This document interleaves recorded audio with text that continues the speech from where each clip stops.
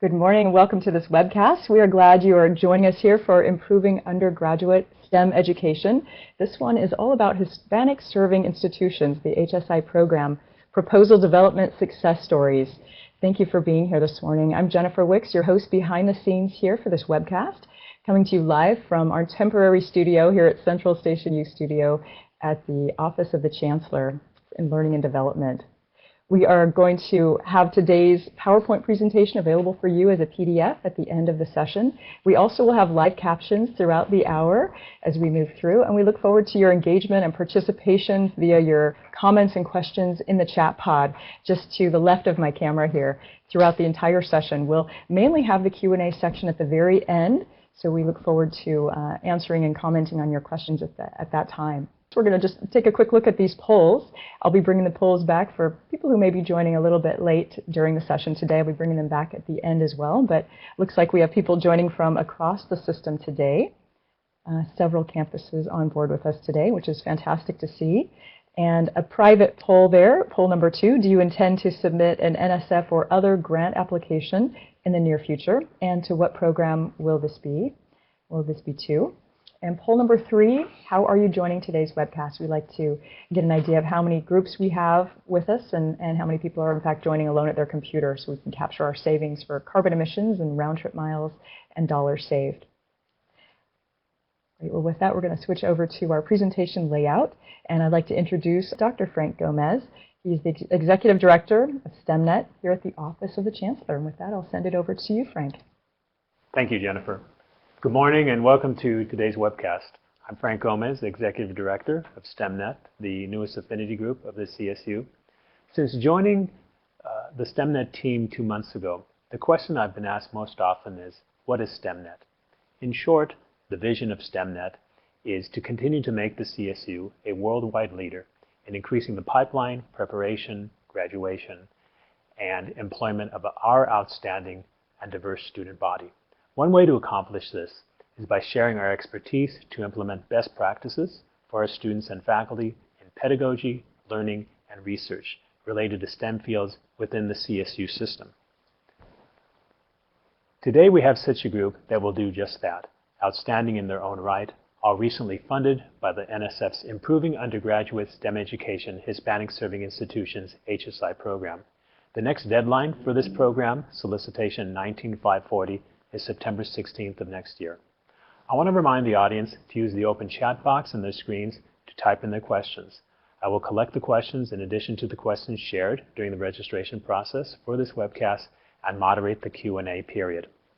The HSI program is interested in the successful advancement of undergraduate at HSIs through critical translations, including the transition from lower division to upper division coursework. The program also encourages projects that develop mutually cross-sector partnerships that enhance STEM teaching and learning and workforce development. Projects may also develop teaching and learning strategies and models in STEM. Furthermore, the HSI program seeks to build capacity to enhance undergraduate STEM education at HSIs that typically do not achieve high levels of NSF grant funding. Faculty from Chico State, CSU Channel Islands, Dominguez Hills, Long Beach, Fresno, and Bakersfield received awards this year, and today we have 5 speakers representing their teams and sharing their projects from genesis to the current state and answering your questions. Let's begin with Ben Van Dusen, a faculty member in science education from Chico State. Ben is the PI on this project and will share how his project aims to support faculty developing and using evidence-based instructional strategies and materials that improve learning and equity in STEM courses. Ben, the floor is yours. Thank you, Frank. I'm going to be talking about our project titled Developing Faculty Resources of Evidence-Based Practices that Improve Learning and Equity in STEM. And so the problem we wanted to address is that most research into pedagogical practices and student outcomes comes from R1 institutions that disproportionately serve white upper middle class students. And so what we learn from those institutions may or may not be applicable in institutions like Chico State or other HSIs. And so if we want to learn what practices are most effective for our Latinx students, we really need to be talking to faculty at HSIs and looking at these student bodies that we care about. So a quick overview of the project here. Right, we aim to support faculty at HSI's developing and using evidence-based instructional strategies and materials to improve learning and equity in STEM courses. And we have 3 strands of work in this project. The first one is helping faculty. We want to identify the motivations and barriers to faculty at HSIs engaging in scholarship of teaching and learning. So as we said, there's not enough published literature on what actually goes on at HSIs and what outcomes are leading to more equitable, what practices are leading to more equitable outcomes. So we want to take that knowledge and build resources and tools and workshops to help faculty who work with marginalized students to engage in these sorts of activities. One way we want to do that, which is strand 2, is to research potential bias in research-based assessments and assessment practices. So these are sort of low-stakes assessments the faculty might give at the start of the semester and again at the end of the semester to document shifts in students' learning or attitudes. And so we want to look at, are these instruments giving good data or accurate data for the student bodies that we care about? And part of this is creating the research foundation to support faculty at HSIs. And the third strand is to use the LASSO database, which I'll talk about in just a minute, to establish baselines for equity in STEM disciplines. Like what sort of outcomes should people be expecting when they use research-based assessments? And so LASSO is a free online platform for administering, scoring, and analyzing research-based STEM assessments. So to tell you just a little bit more about LASSO, I happen to be the director of LASSO, so this is part of how this all got tied in. But if somebody wants to use this, they go to the website, upload a little bit of information about their course, add a student list, then they can select from a STEM assessment. We have them across the STEM disciplines. We have around 25 instruments right now. That's going to be going up to well over 30 different research-based assessments that faculty can choose from. Then at the very start of the semester, they click Launch Pretest, and all the students get an email with a unique link in there that takes them to their assessment. So you can track who has participated and who hasn't. At the end of the semester, you click the Launch Post-Test button, and they all get another email similar to the first. And then it will analyze this and match them and do everything you need, and you get these nice reports and analysis automatically generated. So instructors can quickly tell what sort of shifts happen in other students' learning or attitudes, and they can use this for their looking at semester over semester change or for their RTP files. And best of all, it's free to instructors. So we hope this is a tool that can make it simple for all faculty to begin assessing their student outcomes empirically and having evidence to support claims about the pedagogical practices they're using. So how my project got here, we actually we're looking at data from LASSO, and this happens to be, this data is from an attitudinal assessment, which not so important which one it is, but you can see kind of the pre-test on the x-axis and the post-test on the y-axis. And the salmon colored dots, that's what's in the literature. And the gray colored dots, that's what we saw in our courses that were used in LASSO. And so in the literature, right, you see groups like Harvard here who are publishing about their classes and saying, okay, based on this, how should we be teaching our students to increase attitudes in science? And then I looked at my class right here and said, how much does that Harvard class really inform what's going on in my class with a very different set of pre-test scores and a really different set of post-test scores? And that maybe that wasn't the right group to be looking to for recommendations. And so we want to say, how can we leverage LASSO to improve outcomes for our underrepresented students or our marginalized students? And one, we want to help improve instruction. And two, we want to help improve research. And we think these two things should inform each other. So we need to go beyond our own ideas, though, and interview instructors about what their needs are. Just because I have ideas about what might help doesn't mean that that will be representative of all institutions and all contexts. And so we want to, based on these interviews, we want to offer resources to help faculty. So what does that look like in terms of our project? So here's, you see like a short version of our timeline on the right there, and with our 3 strands. And so strand number 1, we're going to start off performing interviews about the common incentives and barriers to implementing and assessing culturally relevant pedagogies. So we don't know what all those pedagogies are, but we think that folks across the CSU system and other HSIs are doing a lot of really good work, but that the word needs to get out. So we want to interview them. And then we want to create and run workshops to support faculty in doing these sorts of things and sharing what they're doing with the world. And so strand 2 is we're going to use classical test theory and item response theory to identify bias in the instruments on LASSO, so either bias in the instruments or bias in how the assessments are given. And to do that, specifically, we want to look at stereotype threat, and so we're randomly giving demographic questions before or after assessments to see if that impacts outcomes for our students from marginalized groups.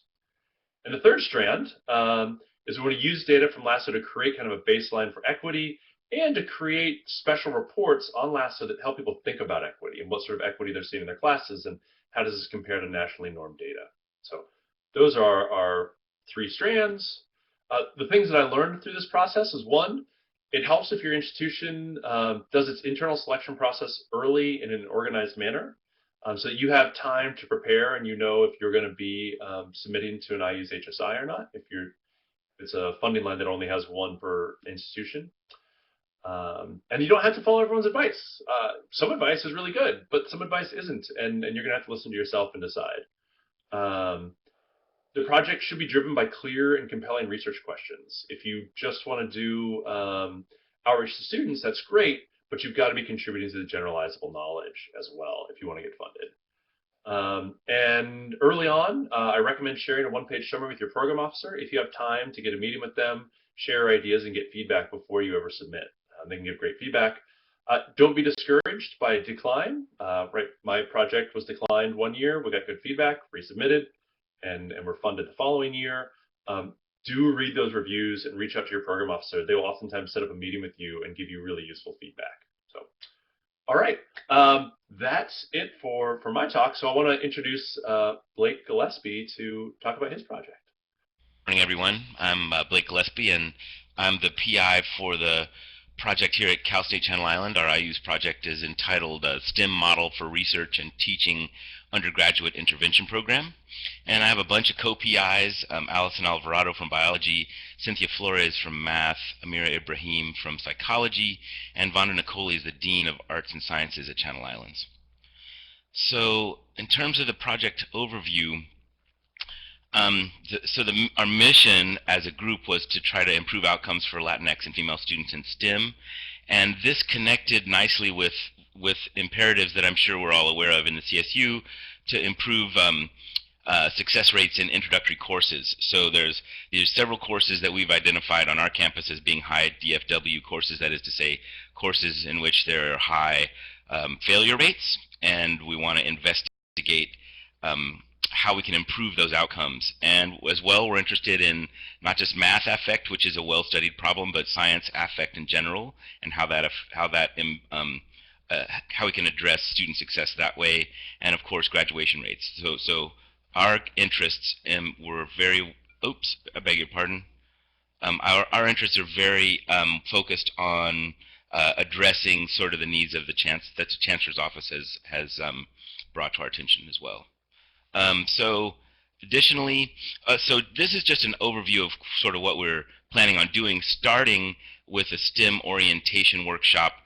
So many of the faculty in STEM participate in summer orientation for new and transfer students, and we have found that there are some big holes in those programs, and so we wanted to develop a parallel workshop that would give students direct access to faculty and students in their disciplines to help them with advising and planning and welcoming them into the community.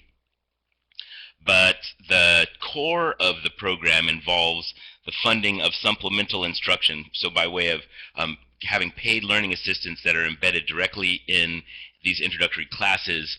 And what those students will do will be determined by their instructors that they're working with, but the idea is that this could support the increased use of high-impact practices in the classroom.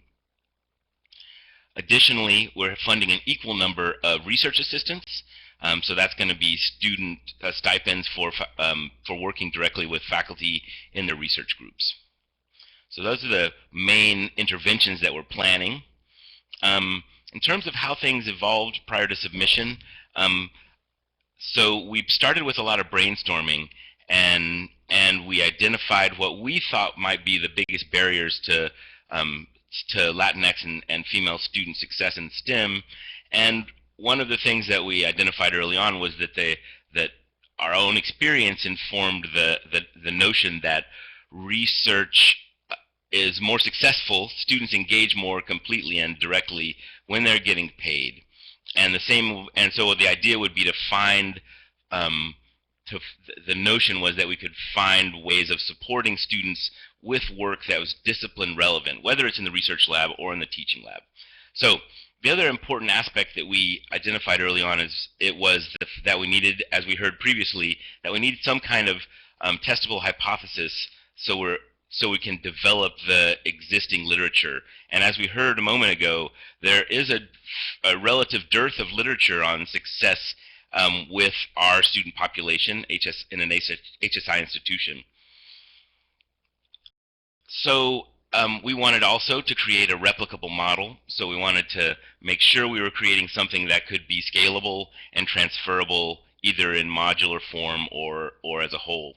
I would say that the things that led to our success were that we felt like we had identified a pretty important idea early on, and that we could enact very substantial change that would really transform the landscape of STEM participation throughout a variety of disciplines. And we tried to base our plans firmly, not only in our own experience, but in the educational literature. And we had an abundance of institutional data to draw from regarding STEM participation and STEM retention, STEM success. Particularly, we were interested, of course, in Latinx and female students. The other thing that I think was very important it was our ability to communicate our ideas simply. You know, you get 15 pages to get the idea across. And as you'll see, I think at the end of my talk, that even the simplified logic model can be very complex. So when we have a lot of moving parts, it's important to bring that down into some atomized form that people can digest easily, so they can not lose interest in your program right away. So again, this is just reiterating what I mentioned earlier. We're planning on a summer advising program that's going to address new freshmen and new transfer students. We're trying to incorporate as many disciplinary faculty as possible so that we can break out into small groups and welcome those new students, introduce them to their discipline, introduce them to the big ideas of the discipline. For example, in the chemistry department, engagement in undergraduate research is something that we really try to focus on, and so we want to introduce that idea to students as early as possible. To address, again, those high DFW courses, we're trying to build as many learning assistants directly into those classrooms as possible. And to be able to succeed there, we have to train the faculty. So we'll be introducing a series of workshops on how to make use of their supplemental instruction. Likewise, I will be training the students too. And for this, I'll come back to this point later, but what's worked out to be important is learning as a faculty member what the resources are on campus and how we could interface with those. Likewise, for the paid research assistantships, there again, we're looking for the development of workshops that can help faculty be better mentors. So without being too constricting or restrictive in terms of the kinds of work they do with students, we want to find ways to help faculty scaffold research projects so that they can be as successful as possible with their students. And then there's a whole lot of data collection that will be taking place. We'll be collecting surveys before and after various interventions that I've described. We will be looking for changes in student affect in their introductory coursework, and their pass rates and university retention, etc. So I don't know if you can see this terribly clearly, but this was my example of the sort of model that we were trying to develop. And so you can see that there's parallel things happening. One, on the left side, there's faculty engagement. So whether you're an instructor that's going to be making use of supplemental instruction in the classroom, or you're engaging with more paid research assistants, there has to be regular routine training for faculty entering that program. So we have a whole series of workshops that we're designing for that. On the other side, what the workflow shows here is how the students enter as first-time freshmen or as transfer students in the high DFW courses. So they're benefiting from the supplemental instruction or the scaffolded research, but then later in their career they move forward and actually go back into those classrooms potentially as the supplemental instruction, so the learning assistants in the classroom. So there's a lot happening, but there's a feedback happening as well. So as students progress through the pathway, they're going to come back around and serve the students that are just entering. So again, something that we hope to create with this kind of flow is a sense of community. We believe that, and that's identified well in the literature too, that inculcating a sense of community is another tool for improving student success. The last thing, and this is again, there's a lot going on in this slide, but the point of showing this was to give you a sense of what I feel like was an important part of our own development, not only in terms of what the reviewers encounter, but in terms of the clarity of our own thinking. So this would just be a graphical version of our logic model describing what sort of activities we're participating in and what sort of expectations that we'll see. So you can see from something like this that it's very clear that, for example, we'll be affecting a large number of students through advising workshops. So perhaps as many as 2,200 students getting direct contact immediately on entering the university that they weren't getting before with their disciplinary faculty and student colleagues. There's a variety of potential benefits that are described here, but the point of showing you this again is just to show you how we were trying to let the graphics do the advertising for us, again, when you have such a complex project, it can be easy to lose all the threads, and some graphical objects like these sort of bring it all together. I think that's the end of my presentation, so I'm going to go on to the next slide. Oh no, I have one more. So lessons learned. Okay, sorry. So, right, streaming big for us was important. We didn't want to make a small splash in terms of the university experience. We wanted to transform things, and so I think we identified a good way to really change the experience of the largest number of STEM students possible. Yeah, and getting administrative buy-in is important, and so something that we've learned subsequent to getting funded was how large the administrative structure that's going to be required to carry this project out will be. And so finding ways to get funding for support personnel for the faculty that are running the program. Things that we've been worrying about are, how is the campus going to contribute via general funds versus indirect cost recovery, for example. And then two, this was a project that was mostly written by faculty, and so we had a lot to learn, truth be told, in terms of how to integrate with other campus projects that were ongoing. So we've learned, what sort of supplemental instruction programs are present, what sort of training programs already exist, and how we can interface with those. And so I think in the end it's been productive for us, and I think there'll be a great synergy between our program and all those others. So the next speaker is Kirsten Fleming from CSU Long Beach. Good morning, everyone. I'm representing the project Diversity, Equity and Inclusion, Teaching to Include Each Student, and that is our working title. The project is based at Cal State Dominguez Hills, and I see that one of the co-PIs, Keisha Paxton, has joined us as a participant. So there's a lot of information on this slide. One of the things I think that makes our project different is it's situated in a much larger initiative. So when Kim Costino and I work together with a variety of faculty members, we're very much focused on cultural change, institutional transformation, and we get at it through looking at learning. So enhancing student learning, enhancing faculty learning, and particularly in the context of social and cultural factors. So what does it mean to teach our students? What does it mean to work with our colleagues? So we, in this particular project, the goals are to increase faculty knowledge about how learning works, and again in the context of teaching our students, to learn to apply that knowledge in the classroom and the work with students, but also to develop leadership in the area of hiring, mentoring, and evaluating colleagues. So we think, as we're thinking about helping students succeed, and particularly women and minority students, that a lot of their success is a function of who their faculty members are and what their faculty members know and understand.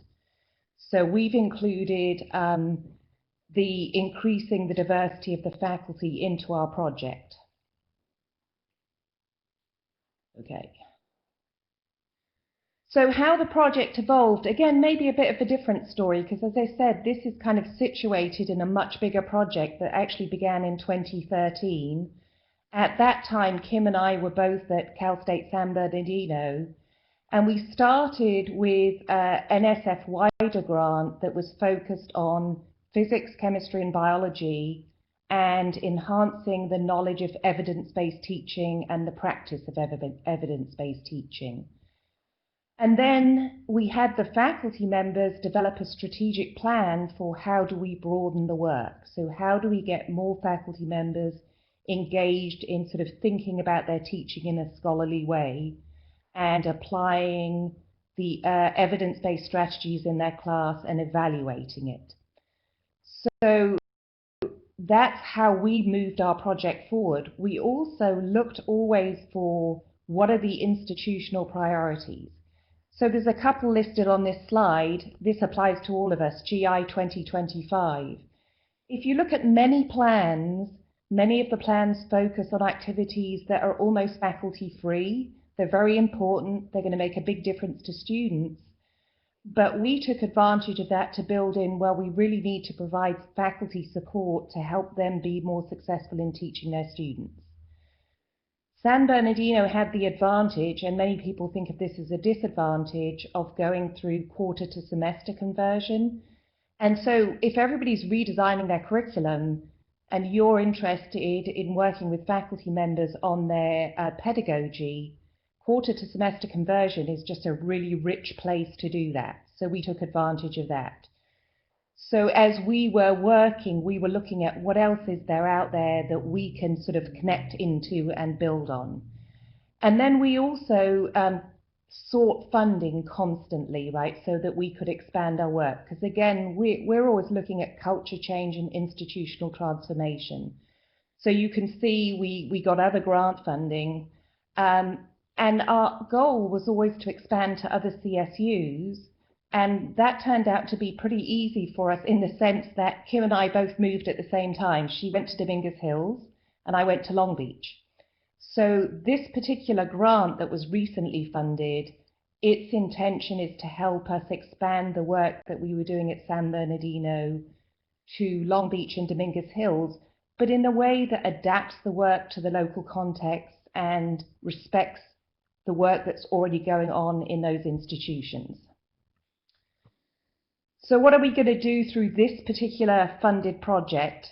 We use a community of practice theory. So community of practice, if you don't know, is essentially a collection of people who have a common passion.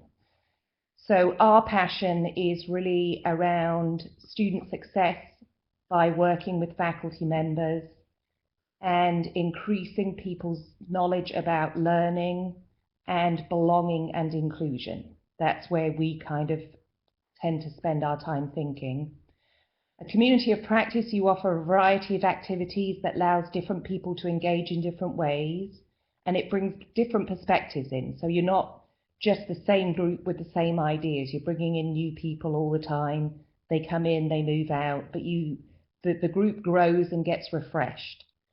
And although we're doing a variety of activities, the core always with our work is faculty learning communities. So this particular project is funding, I'd say, 4 different ones. A new faculty program, one that's focused on curriculum and pedagogy that will bring together faculty members from Long Beach, from Dominguez Hills, and from community colleges. And then we have the leadership development, right? So institutional transformation doesn't happen without the leadership. And we're talking about faculty leadership. So a chair learning community and then also the STEM leadership learning community. That's really the learning community where we will work with faculty members so they will become equity advisors or equity advocates. So help with the recruitment and retention of a diverse faculty. And what have we learned? Well, we've learned a lot because we've been at this for a while, right? It's important to have, if you're going for grant funding, a clear, focused concept. Now, you want to be inclusive of other people. You want to respect the team. Often people are sort of thinking, well, if I put, the more I put in this, the more likely it is to get funded because I'm going to show I'm going to do lots and lots of stuff. And actually, that seems intuitive, but it's not what gets funded. What gets funded is something that's clear and focused and has the promise of making a difference, right? So that can be quite difficult as you're developing proposals. And we've made that mistake in the past. We have put in ideas that came from other people in order to honor their interests. And almost uniformly, when we do that, our projects don't get funded. We basically ended up, and maybe we have the luxury to do that at this point in our career, saying, okay, here's what we're going to do. This is our concept. Here's what we're going to do. If that's a concept that interests you, we welcome you. If that's not what you're into, then this particular project isn't for you. A genuinely supportive administration, all administration, and I speak as someone who's been in administration for a long time, you know, are interested in people bringing in money. But when you're trying to do institutional transformation or culture change, the support from the administration has to go beyond that, right? They actually have to truly believe in what you're trying to do. Because otherwise you can't really get any traction, and what's happening on campus goes counter to what you're trying to do. So that the culture, the climate in which you exist can make a huge difference to the likelihood of success. And then some of these other things you've already heard, you know, grant writing by its nature is not always successful, and it's a lot of work. So you have to be committed to it. It's worthwhile. It allows you to do so many things that you might otherwise not be able to do. And you have to be persistent, right? You have to not be sort of beaten down by the nose. You have to learn from that feedback. And the more collaborations and relationships you can build, the more likely you are to be successful. So they were the big lessons that we learned. And now I'll hand it over to Marina Shapiro, who's from CSU Bakersfield, and Christopher Meyer, who's the Dean of Science at CSU Fresno. All right, thank you. Well, coming at as being the fourth presenter, it's been really great to hear everyone's ideas and projects, and you can see a lot of synergy. Maybe we can create a whole network together. So anyway, I'm happy to share information about our exciting collaborative projects that really officially started this month. And the project spans the San Joaquin Valley, engaging 3 CSU campuses. And so I'm from Fresno State. We're kind of in the center.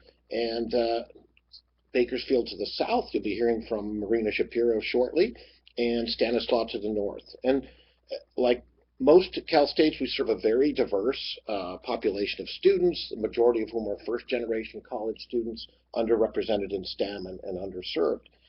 Our goal is to catalyze new practices in teaching math and chemistry, and it's critical that we're addressing both on the campuses because they're both so important for success in STEM, and they're intertwined, and students tend to compartmentalize their learning, and we'd like them to think more holistically. We've also found that the ACT math score is highly correlated with passing general chemistry.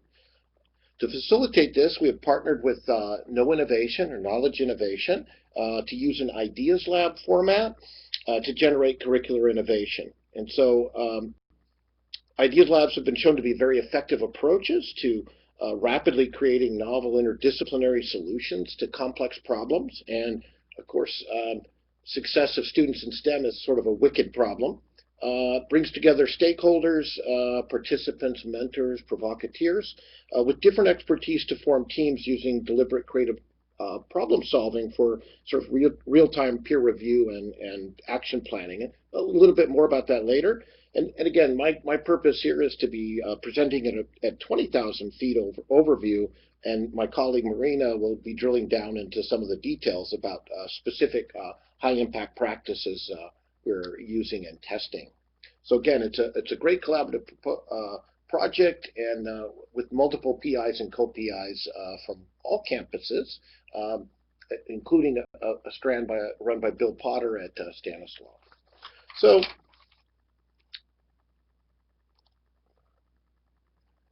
I thought we'd start with briefly describing the project development arc. And early planning meetings were really important, as well as the enthusiasm and dedication of the group. So it was important. We actually started meetings several months prior to the grant due date. And so this allowed us to really engage in a lot of divergent and convergent thinking and planning without that pressure of a looming deadline. And because that really narrows thinking and creativity. And so what do people do under pressure? They go, well, let's do what we've been doing. And that's not really part of NSF's interest in getting transformative ideas out there to have impact. And so these were Zoom meetings, teleconferences, included our collaborator Andy Burnett at No Innovation, to participate in writing and editing of specific subsections. I was kind of the ideas lab guy, and editing and kind of iterative feedback and lots of Google Docs. So the group was very diverse and interdisciplinary: chemists, biochemists, mathematicians, psychologists. So everyone was open to listening and contributing ideas. And I think because we met many times over a long period of time, there's a lot of trust developed. So if we didn't like an idea, we could, we could talk about those things and find solutions. So it's sort of an ideas lab within an ideas lab.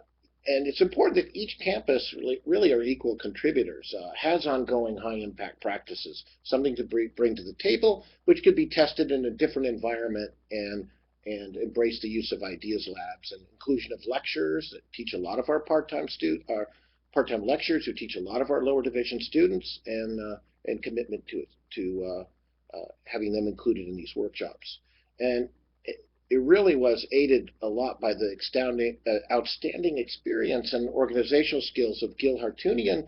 She's our university initiatives director, works with the provost's office. Really important to keep on task, help craft the first draft, help us with identifying external evaluators, etc. So she's not a grant writer, but really a facilitator of our process. And at one point I was working on 3 different grants, and so I could, Gil, which grant are we working on now? So it's helpful to have a point person. Okay, and again, via project overview, it brings together the CSUs of the San Joaquin Valley, design, deliver, and test transformative, STEM-specific, and perhaps some general learning interventions. And it was really important for us to engage students in real-world challenges. And in the Valley, that's easy to do, because when you think of the grand challenges out there, food, water, energy, the ecosystem, it's all in the Central Valley, and it resonates to global grand challenges. So we need to focus it to produce, the goal is to produce more diverse STEM graduates in the Valley, and there's really critical workforce needs here. And the project will flow from ideas labs to follow-up implementation in courses, workshops, faculty learning committees, sub-communities. A lot of what you've, in parallel to what you've heard from other efforts. And again, focus on lower division gateway math and chemistry with their high failure rates will have the most impact. And in the longer term, we really hope to we're aspiring to create an infrastructure across the campuses to enhance support for all instructors, and to evaluate and assess the impacts on all the stakeholders, including the institutional level. So we think that this could serve as a model for CSU and beyond. So what are some of the planned activities? I'll briefly run through this.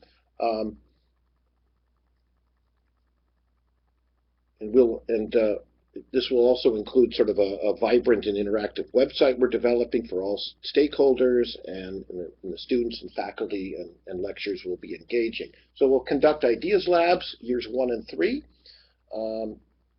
which will include CSU participants and also external thought leaders to generate new and sort of mosaic approaches to teaching in courses. And again, the first real-world application we'll tackle is air pollution, big problem in the Valley, affects minority communities disproportionately. And my co-PI, one of the co-PIs, Alam Hassan, who's the associate dean here, is an expert in air pollution and has worked interdisciplinary manner with chemists, biochemists, and physical chemists.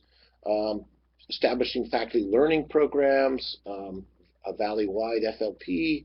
Of course, we have campus level assessments and looking at pass rates, a lot of the metrics that in common with other programs, and lots of communication and meetings. I won't go into detail about that, but that's really important. It was critical for the development of the grant, and it's critical moving forward.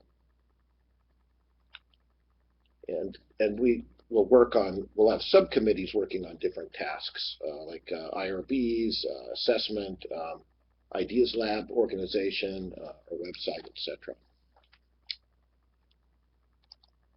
Okay, so a bit more about ideas labs. They have their origins in the UK, where they're called the sandpit. Okay, and so people play in the sandpit, as you can see from that image. So the session and activities in the ideas labs are designed to create conditions that will really, for the formation, refinement, and advancement of innovative ideas. So that will include virtual elements as well as in-person 3-day stages. And so virtually we can do the data gathering and problem framing, and then in person ideas generation, solution creation, and action planning. And so there's lots of questions to ask. How do we build resilience into the learning process? How can we get students beyond focusing on what's on the test and the mindset of tell me what I have to do? And where can we introduce messy problems with a level of uncertainty where they can use some of the creative problem-solving techniques that are part of our intervention? So,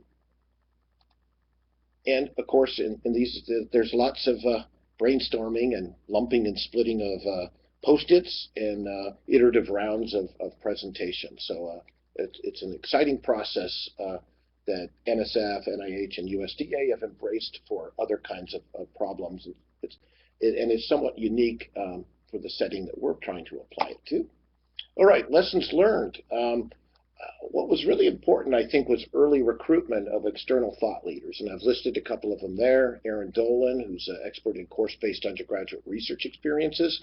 That's a strand that we've developed at Fresno, and there's lots of studies about cures at R1 and liberal arts, not so much at comprehensive universities, Hispanic-Serving institutes. And then Gail McGill at Harvard, he's an expert on scientific visualization for learning.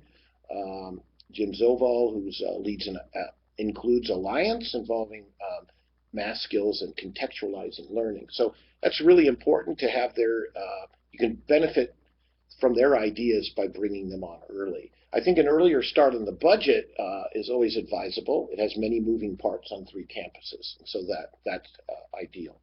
So with that, I want to turn this over to my colleague, Marina Shapiro at Bakersfield. Hey, Marina. Thank you, Chris. I'm Marina Shapiro. I'm a co-PI of Chris's and PI at CSU Bakersfield. I wanted to talk about an example of a proposed high-impact practice at CSUB.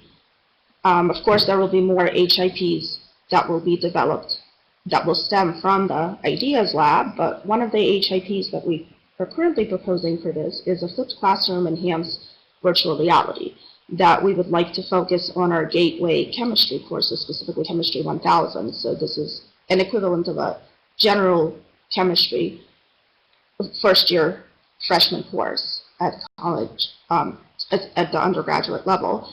And my co-PIs at CSU Bakersfield on this project are Associate Dean Todd McBride and also Drew Brandon, who is also, he's a physical chemist and also has a background in chemical education.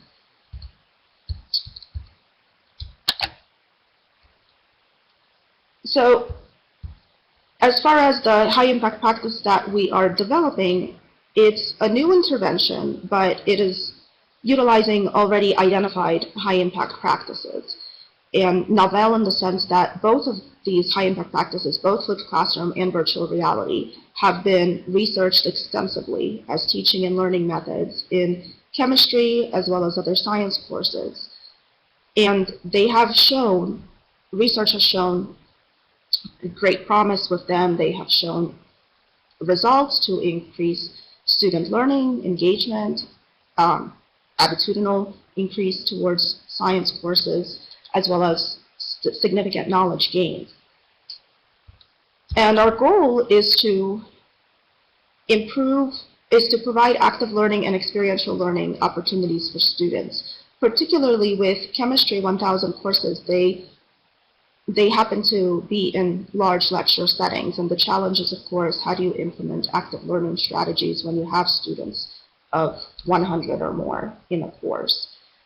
As well, so students become more active as learners rather than passive via the traditional standard lecture method, which we have been trying to get away from.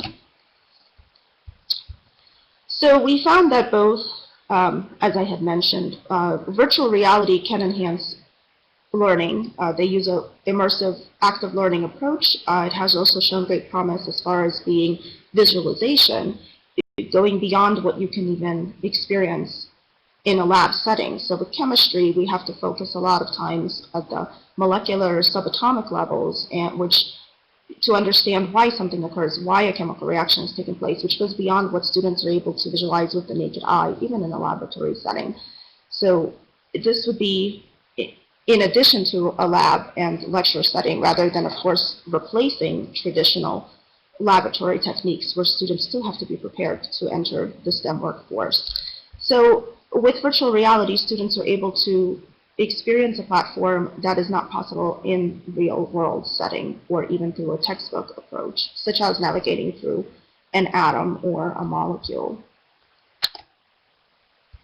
And with flipped classroom, the flipped classroom equalizes opportunity for students, especially students of lower socioeconomic status and first-generation students, to participate and be part of their own active learning strategies. So what research has found is that advantaged students have support systems in place that is able to help them complete homework, tutoring outside of their classroom.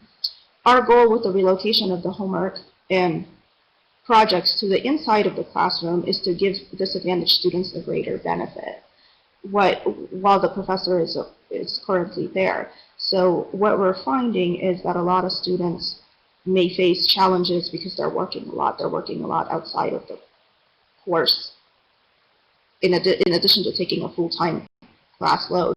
So our goal is to be able to be present there as mentors and help them with what advantaged students may have an opportunity to do outside of the classroom setting.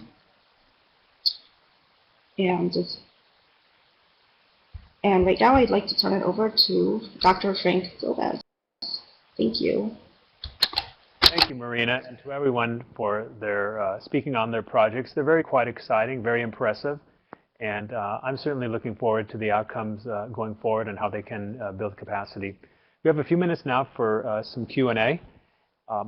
Let's start off with one question from the chat box, which actually is quite important to anybody who's written proposals. What parts, and anybody here can chime in of the presenters, what parts of the solicitation did you think were most important, influential in crafting your proposal? As a former program director at NSF, my best advice to myself and others would be read the solicitation very carefully, then read it again. You should underline key points, incorporate it into your outline as you work along and revisit it. I think for this solicitation, it was particularly important to have cross-cutting interactions with other NSF programs. That's really encouraged in programs like Includes. NSF likes to see leveraging of resources and transformative approaches and the things that can be scaled. So again, read it several times. Anyone else? How about you, Christy or Blake, Marina? So I think one of the things that's helpful in expanding upon what Chris mentioned is having a collaborative and diverse team of researchers where you're drawing from different fields. So you're not just focusing on, let's say, chemistry, but we're drawing from chemistry, math, psychology, other disciplines of science, science education. And I think it's really important to have the diverse expertise when you're applying for a grant like this. Having the right team in place is huge. That can also mean looking cross-institutional, right? We have, several of these grants. People who spoke today are at multiple CSUs, but I didn't mention that my collaborators are at CU Denver and Texas State San Marcos. So you can look far and wide for the right people to do what you need to do. And as a reviewer, when you look at when you look at a proposal and you don't see the people with the appropriate experiences in place, it's just not going to get funded. It's kind of a non-starter. So you need to definitely find the right team for the thing that you want to do. Oh, good. I'm sorry. I was just going to chime in and say, I would reiterate what Ben said at the beginning, that in terms of the solicitation, it was important for us to communicate with the PO to find out some clarity. For us, for example, the PO seemed to want to de-emphasize potential connections between lower division to upper division as a transition point. That was not what she was recommending we pursue, and that affected the way we developed our proposal. So I think whatever you think you understand about the solicitation, you need to get clarity on it. Thank you, Blake. While we're on that note of collaboration, we do have another question. When expanding the project, how do you find external partners, collaborators within and outside your institution? Well, so one of the things I think about is, we've started doing in the last couple of years a lot of work with the community colleges, right? Because most CSUs get a significant proportion of students as transfer students. And so an important piece for us was that when students transfer and we're looking at their coursework in the sciences, often we're looking based on something quite superficial, right? Like whether they've taken the course that would transfer to us. And so we wanted to work closely with the community colleges and looking at the pedagogy in courses, the learning outcomes. And so and I think the collaboration with community colleges is viewed very positively by funders. So one place to collaborate with community colleges is they have a statewide network called the California Community College Success Network that is funded by their Chancellor's Office, that is a professional development organization. And they're connected to community colleges throughout California. So that's a really great place to go for collaborators if you want to work with community college faculty members to help your transfer students who are coming in. I think I'd like to add that because a lot of our ability to form a plan for an effective ideas lab is to have thought leaders from other areas, and certainly there's great thought leaders in the CSU as well. So that really emphasizes, I think, the need to be outwardly facing at the CSU, serve on panels like NSF panels and other things. Get involved in some of these national networks in the NSF and other places, so you really can form those kind of collaborations that are important. And as Ben mentioned, they can be far away. I mean, so you want the best team to work with. Thank you. I do want to get in one last question, since we're probably, since we're all in the business here, and this question always comes up quite frequently. How will you make your project sustainable? So I can take a go at that. It depends on the nature of the project, right? So ours was designed upfront, sustainable. And so if you look at the underlying theory, and of course this isn't going to work for every project, but we did it upfront. So we said, if we're interested in promoting student success through greater learning that will lead to better retention and graduation rates, we're going to focus our time and intention on the faculty, and we've expanded to advisors. So if you're supporting faculty members to do their work more effectively, that is automatically sustainable, right? Because they don't learn about things like stereotype threat or evidence-based teaching practices, and when the grant ends, they don't know about them anymore and they're not practicing them anymore. That's also why we focus, say, on new faculty so that they're brought in with a certain cultural perspective, and why we focus on leadership. So for us, it's the nature of the project that if the project's successful, it's automatically sustained. Another route is if you can be tied into existing, or leverage existing systems and networks that are ongoing. So, like, hey, we're part of this, we're developing new tools for this thing, and when the grant ends, this bigger thing keeps going, and we are now integrated into it. Is a way to kind of a cost-free sustainability method. So if you have larger systems you can leverage, that can be really powerful. I guess I have a comment too regarding, cost intensive versus cost-free sustainability. I'm afraid that when we talk about sustainability, usually where we're hoping that goes is that something will be able to be implemented with minimal costs. But I guess our approach is to say that, well, look, we're designing this as a study that will support or refute our set of assertions. And if we assert and determine that this kind of intervention has a measurable, significant effect on outcomes, then the university should be willing to step in and help continue that. So that's what that's the assumption we're basing our approach on. Okay. Well, in summary, I'd like to thank all of our speakers today for presenting their NSF-funded projects. I'm confident your work will make a difference on your campuses. Moving forward, STEMnet is interested in partnering with institutions considering submitting a proposal to the HSI STEM program, as well as other STEM-related programs, where the collaboration will strengthen the project, thereby increasing the potential for funding. I hope all of the people out there found this webcast interesting. Do not hesitate to contact me at fgomez@calstate.edu if you have questions. Until next time, have a great day.